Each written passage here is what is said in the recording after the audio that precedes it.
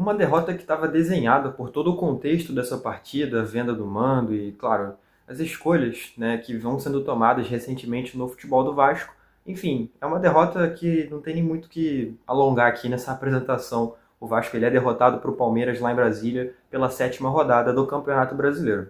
Fala Vascão, beleza? Eu sou o Eduardo, estou aqui para analisar, como o próprio nome do canal diz, essa partida entre Vasco e Palmeiras. O Vasco, apesar de mandante, jogou no Mané Garrincha em Brasília. Houve, como eu mencionei há pouco, uma venda desse mando de campo com intenções, para mim, totalmente financeiras. Não se levou em conta impacto esportivo, não se levou em conta projeções esportivas, porque o Vasco ele tem um aproveitamento muito díspare em relação a jogar em casa e jogar fora de casa, né? E o Palmeiras, o Vasco não vence desde 2019, né? Já vão aí 6 anos desde a última vitória do Vasco diante do Palmeiras, que passa por vários motivos. Primeiramente, o Palmeiras viver um grande momento, inclusive com conquistas não só de Campeonato Brasileiro, como de Libertadores nesse período todo. Também, claro, do Vasco estar sucumbindo esportivamente nesse período.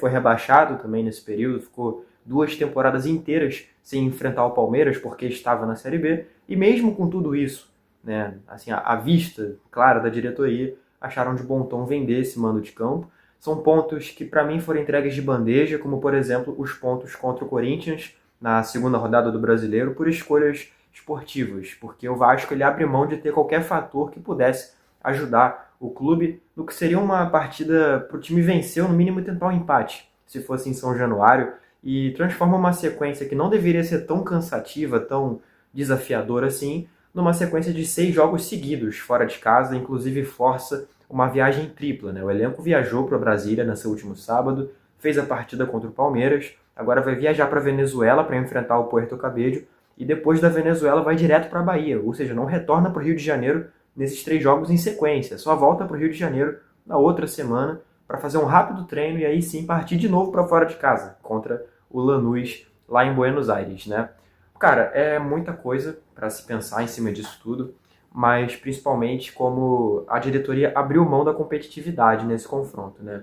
O Vasco, ele, como disse, tem muita dificuldade com o Palmeiras e não precisava nem muito longe, tá? No último ano, o Vasco enfrentou o Palmeiras como mandante no Brasileiro e foi derrotado, no mesmo lugar, no estádio Mané Garrincha. Foi uma derrota por 1-0, assim como essa, com o gol do Flaco Lopes, numa falha do Ryan.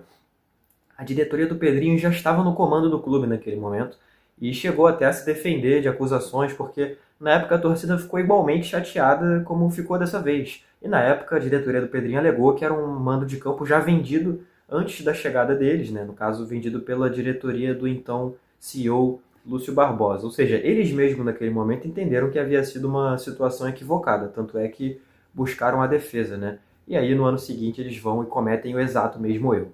Mas, ok, por si só isso aí já seria problemático, e aí vamos para escolha do futebol, né? Assim, essa semana de treinos que aconteceu foi bem enxuta, foi pouquíssimo tempo, desde a partida contra o Operário pela Copa do Brasil, que foi no Paraná. O elenco do Vasco ele faz 1 dia e meio de treino no Rio de Janeiro e aí viaja para Brasília, né?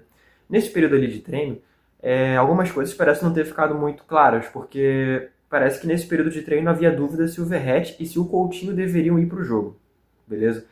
E, ok, eu entendo que eles não têm que jogar todos os jogos da temporada, eles têm que sim ser poupados, mas por que no jogo contra o Palmeiras, que é um adversário difícil, que seria importante ter força máxima, né, para poder ir bem nesses confrontos?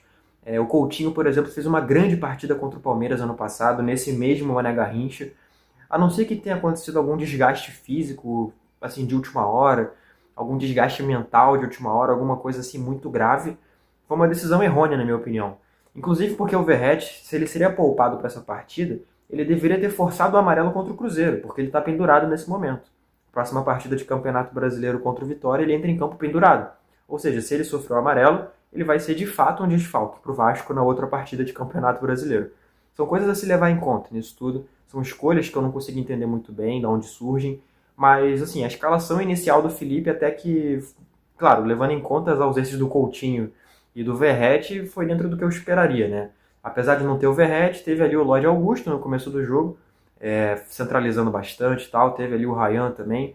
Centralizou o Nuno Moreira como uma espécie de camisa 10 ali. Eu achei interessante essa combinação. O Nuno Ele tem capacidade de infiltrar muito bem, a gente já tinha visto isso em alguns outros jogos, né? Mas atuando como esse cara, de fato, para atuar por dentro, eu não tinha visto ainda. Então, foi uma surpresa muito positiva, né?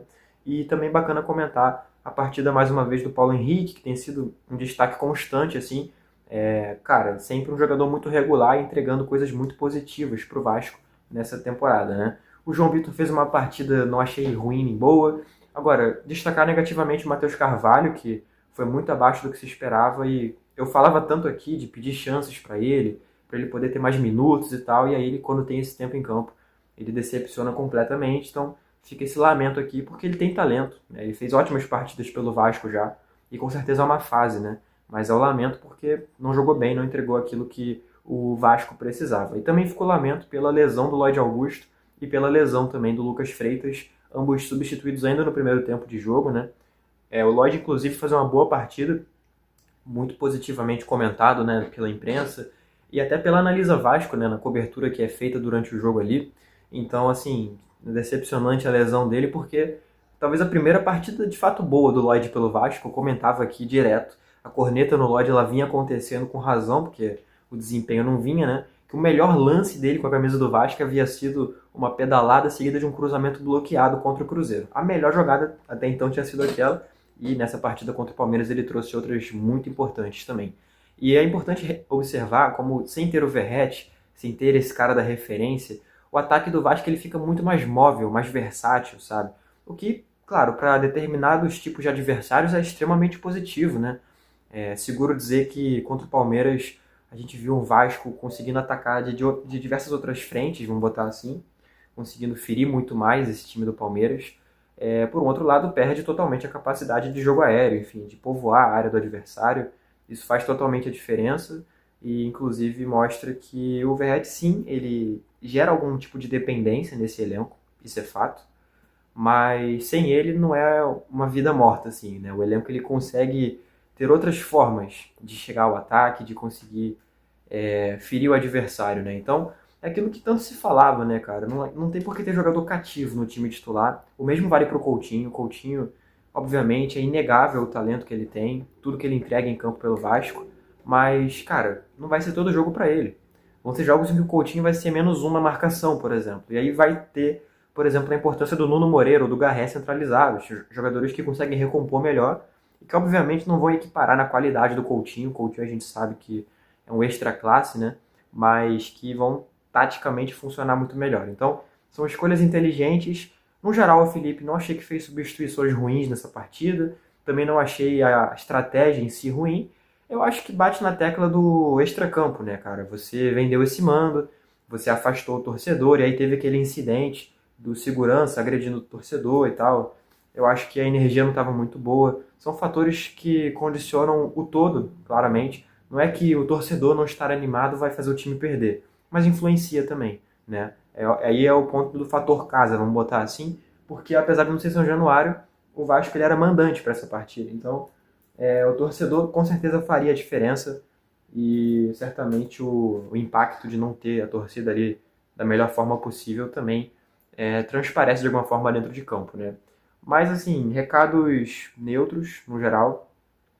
O que importa mais é o todo da coisa. O Vasco chega na sexta partida seguida sem vencer e segue sem vencer fora de casa no Brasileiro, sem sequer empatar fora de casa no Brasileiro.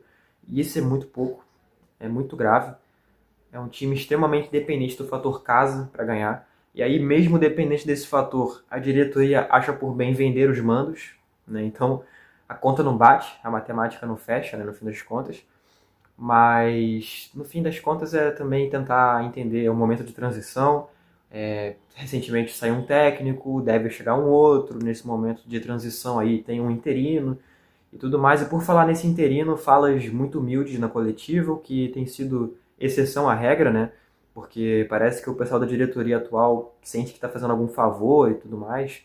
E, enfim, coletivas assim no bom tom que a gente espera de alguém que está vestindo a camisa do Vasco são infelizmente raridade. Então fica aqui o elogio pela coletiva feita, pelo interino, que mostra, enfim, pela primeira vez em algum tempo, que está entendendo onde que ele está e o peso do cargo que ele exerce, da camisa que ele veste. Tem que sempre trazer o máximo de humildade possível Até porque, cara, é um privilégio você trabalhar no Vasco e você tem que entender dessa forma, independente de quem você seja. Você pode ser o maior vascaíno vivo e você ainda assim tem que entender esse privilégio. É a mensagem que tem que ser passada para o torcedor, sem sombra de dúvidas.